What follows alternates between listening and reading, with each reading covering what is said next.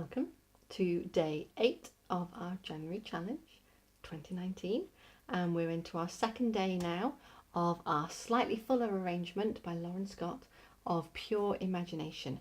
What I'm going to start with is I'm going to play yesterday's into today for you to hear that first of all, so that we can see the similarities. So here we go, from the beginning.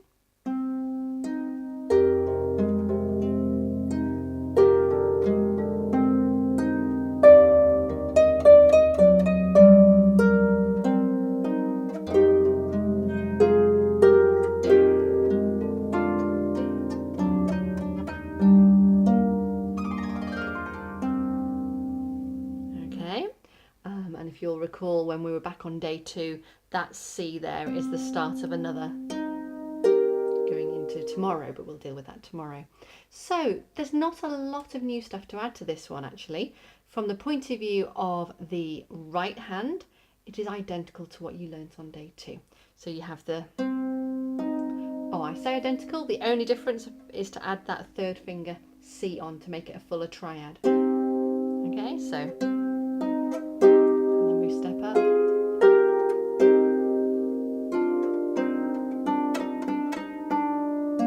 Okay, so that's the same, just adding, instead of going da, da, and just playing 1 and 2, we put the 3 back on and add that into a full triad. In the left hand, much like it did in the other version where the first 2 chords are the same, they're the same again. So we learnt yesterday about having finger 4 on the C, finger 4 on the black F, finger 2 on the red C, thumb reaching for the A or actually placed, depending how comfy you are, and going.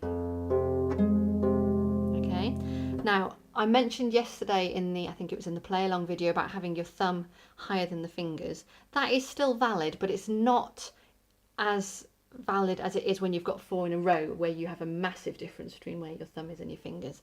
When you've got a big stretch like this, naturally it drops lower, and that's okay. So I just wanted to say that just in case you were sort of becoming overly concerned and trying, because then you'll end up with a straight finger 4. So to be able to have a nice curved finger 4 and get a good sound with that, naturally the thumb drops lower, and that's okay. Okay, so the left hand goes F, C, A, C, then it moves to the B, D, A, back to the D like it did yesterday. So that's the same as yesterday. Then instead of just going F sharp, G, like we did on day 2, we're reaching out and we're adding an E in the bass at the same time. So it's just over an octave reach. So your thumb is on the black F, but your 4th is down on an E, one below the black F. And then to a G, and I'm just doing that with a finger 2 on that G there.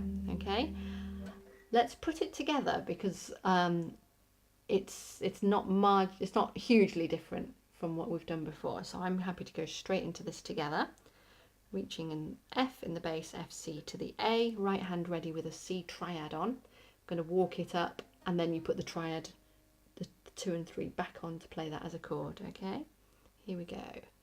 1, 2.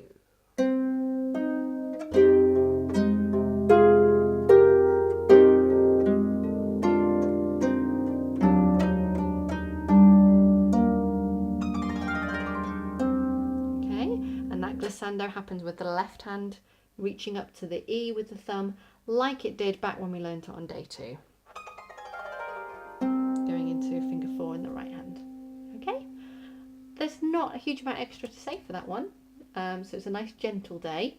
Tomorrow is when this melody line repeats, but this time we're going to have some lever changes in. So tomorrow's the first day where we tackle lever changes, and there will be 4 of them tomorrow, but it is doable. So stay calm, and I'll see you tomorrow. Thank you.